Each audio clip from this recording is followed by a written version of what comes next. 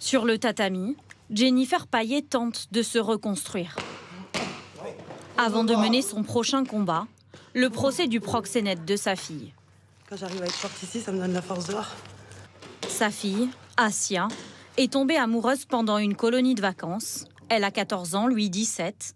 Elle fugue pour le rejoindre à l'autre bout de la France, à Paris, et tombe dans le piège. Sa mère n'a plus de nouvelles et finit par découvrir cette annonce dans ses mails.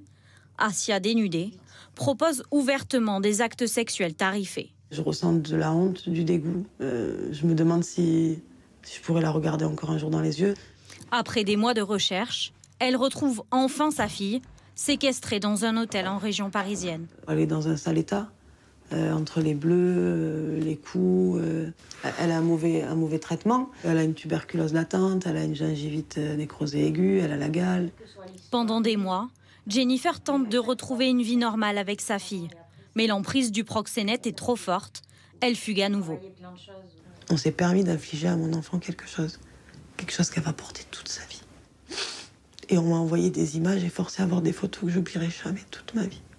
J'en fais des cauchemars. Comment on peut oublier ces images-là? Son proxénète a depuis été interpellé. En quelques minutes, nous trouvons en ligne des dizaines d'annonces évocatrices, comme celle d'Asia. Nous avons tenté de contacter ces jeunes filles. Elles ne semblent avoir qu'un seul moteur, l'argent facile. Tu vas payer? Pour répondre à mes questions? Pour vos questions, c'est 100 € l'interview. Aujourd'hui, Jennifer accompagne 187 familles, toutes basées à Toulouse. Comme cet homme, il a choisi de garder l'anonymat. Cela fait 3 ans qu'il se bat pour sauver une de ses proches, 13 ans à peine. Pour elle, tout est normal.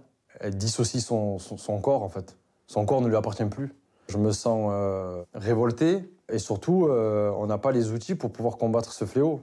Et après, voilà, c'est de savoir où elle est, la localiser, faire le travail des forces de l'ordre et d'être enquêteur au final. Les enquêteurs, justement, sont confrontés à des jeunes filles qui admettent rarement qu'elles sont victimes de prostitution. C'est tout le travail de Clémentine, psychologue à la brigade de protection des mineurs. Elles se sont senties tellement libres, elles touchent du doigt une forme de puissance en occultant complètement toute la violence.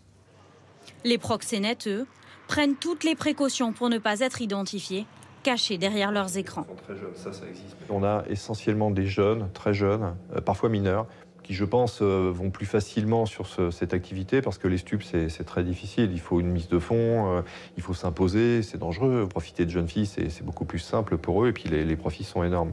Quand il s'agit de jeunes filles mineures, les proxénètes risquent jusqu'à 15 ans de prison, 3 ans pour les clients, pour les familles. C'est une blessure à vie.